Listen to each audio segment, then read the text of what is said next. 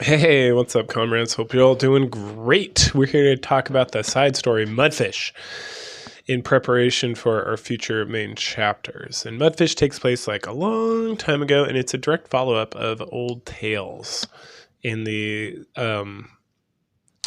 grand scheme of things, right? But because we've been introduced to Siren from Old Tales and she's starting to be brought up in the main story, and then we're seeing like more complex stuff going on with Leviathan, this is time because it really focuses heavily on them. So we pick up with Little Mermaid / Siren. After she fell from the space lift, she crash lands into the ocean and she encases herself in a protective bubble, right? And eventually she's just like, I'm just going to take a little napopotamus, and she rolls up onto a desolate shore. There she's found by a girl who's covered in black, like water, right? Leviathan, obviously. Though the girl initially, so the girl is like very concerned. She like maybe she's just abandoned him. She doesn't want to like do anything. But then as she's about to like take off because she's scared and concerned, and we find out more about that in a little bit. Little Mermaid starts crying out for Cinderella, Abe, Hansel and Gretel, and such, while she's like kind of resting there. And so the mysterious girl drags her off to her cave. Little Mermaid wakes up a bit later in the cave, and there's the girl is like hiding in the corner because she's extremely scared of her. And so Little Mermaid tries to approach her and talk to her, but then the little girl like changes her eyes to red, and she's like, "Back off and leave me alone." Little Mermaid is completely unimpressed by this and literally just blasts a hole in the side of the cave, and then causes all this other like things to form around her. I think her ability is called Spindrift.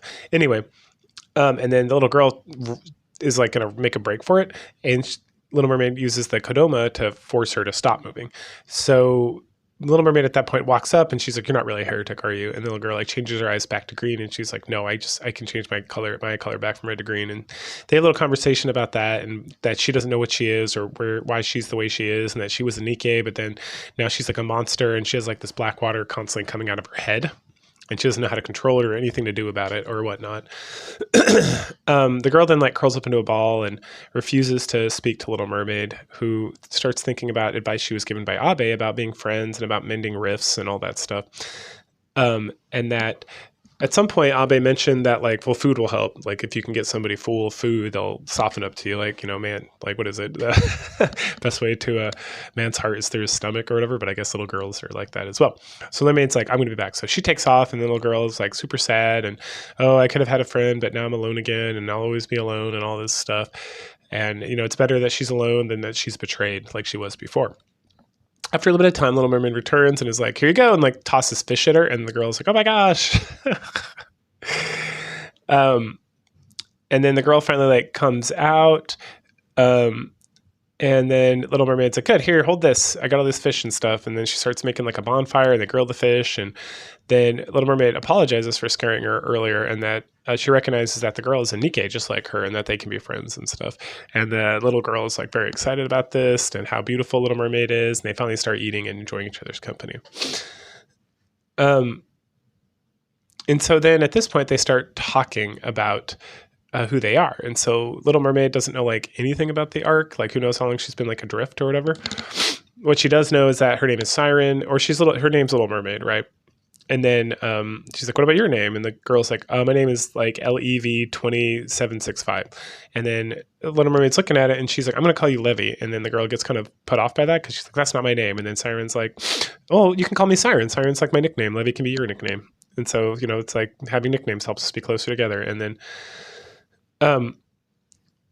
then they like chat for a bit, and Levi's like super excited about everything that's going on. And then at some point she's like, "You're going to stay with me forever, right?" And then Siren's like, "Well, I can't stay here forever. I have to go find my friends because, you know, something. And then Levi's like, "Oh, okay. Well, maybe you can stay for a day." And then Little Mermaid finally is like, "Okay, I'll stay with you for a month so that I can recover and we can hang out." And then Levi's like super excited about it because now she finally has a friend. Oh, it's so wonderful. So they settle into like a nice little rhythm. At some point, you know, there's like a blanket, and Levi gives it to Little Mermaid, and she's like, "Why don't you sleep over here with me?" And then there's like concern that if she touches Little Mermaid with like the black goo, she's going to get all dirty, and she doesn't want to get her dirty, and she gets so tired of cleaning it up, and it's this horrible thing. And so Little Mermaid makes her like a bed out of her like spendthrift, like the bubble stuff, right? which is another form of like liquid metal, just like the black stuff, which we find out about shortly, and we already know because we played the main game, or the main chapters of the game. So then they continue to bond and go closer together over all the fishing and eating, and then at some point Levi calls Siren out for speaking in like babbling Tom language, and they talk about how dangerous the Kodama can be because she can like do stuff. And she recalls an incident where she like really freaked out Hansel and Gretel because they were tickling her, and she told them to stop, right? But that was like a command, so then they stopped and moving. And then Levi says, "Oh, don't worry about me. If you paralyze me, you can just unparalyze me." Like, I'm not scared about it and not worried, so that's cute. At some point, Levi explains that her, the whole thing with her is that she like stepped in a puddle of water. She fell in some water. And that she was at some point, it doesn't say she was a mass-produced Nikke, but it's like heavily implied that she was a mass-produced Nikke because of her name and because of the other Nikke she was with. Anyway, so she recalls back in the day, like however long ago, that there was like a little black puddle and that she put her foot in there, but then she fell in and it was like super deep. And by the time she got out of it, like all the blackness was like on her and leaking out of her, and like all her friends, and then her eyes like turned red. And then her friends like freaked out and called her a heretic and branded her a monster and were like shooting at her, and then she had to like run off. And then from then on out, she would like avoid raptures because they would like attack her as well. But then she also had to avoid Nikkes because they would like try to attack her, and then she would like turn her eyes on and spook them because heretics were like the scariest thing ever. And she's just been alone, and eventually she found this like quiet cave in the middle of nowhere, and she's like, I will just be here and I will be alone and I will be sad. And it's like, jeez. At some point, Siren then decides that she needs to teach Levi how to control her ooze because it's actually liquid metal, just like her spindrift. And so because Little Mermaid knows how to control liquid metal, Levi can learn how to do that. So then they practice. Levi keeps failing, and she's like, oh, I'm a lost cause. And Siren comforts her and confesses that she once turned her back. And then Levi's like, you should just leave me. I don't know why you're being so nice to me. And then she tells the story essentially of Cinderella, how Cinderella was like all alone. And, she deeply regrets like all the trouble she put her through because she needed help and she needed a friend, and she turned her back on her, and that she's promised she would never do that again, no matter what. And then keeps reasserting that Levi is a Nikke. She's not a monster. So to fast track the training, she sets up like a massive bubble for them to both go into because it's like a mental space that's a projection of her nymph. And so they both head in there, and we have a bunch of like nice graphics of them like doing stuff. And Levi finally is able to start controlling, and we see like her face because this whole time we've just seen like goo covering her eyes and like light coming out of them. And now she's like been able to like control a little bit and move like the metal out of her face. And then they hold hands and like transmit information, and essentially like Siren like injects the information into her brain so that she can do it. And then Heavy gets like super hungry for like more information, and then it causes like the whole thing to like explode, or not explode, but like collapse, because Levi was trying to like drag out Siren's data like very aggressively or something. And this Siren's like, it's okay, Levi, I'm okay. I just need to sleep, hippopotamus. And then she falls asleep. And then Levi's like, no, I'm sorry. And then she kind of falls asleep as well. But because of that, she's able to wake up, and now she has like a lot of control over the black goose, right? So that she considers herself no longer a monster because she can like see her own eyes and everything. And then they go out, and then Levi's finally able to like control the goo, just kind of like Little Mermaid with the spindrift, to destroy her first rapture, proving that she can fight. And she's super happy about that. And Siren and her are preparing to leave the cave forever as together to search for the old tales, search for Hansel, Gretel, Abe, and Cinderella. And Levi promises to be Siren's strength, and that they're going to work together and everything's going to be great. And then as they're preparing to leave, there's like a massive earthquake, and it's like, what the fuck? And so then this giant rapture pops up with like all these mouths and stuff. And Siren's like, it's Gluttony, who is the legendary like rapture, and it was the one that kind of it was the one that was guarding. I mean, this is like the first time we've heard about Gluttony, but he was the giant. Well, no, we heard about it from some old tales too, because there was like a giant rapture that ate like a nuclear bomb or nuclear missile, and that's Gluttony. Here we are, we found him.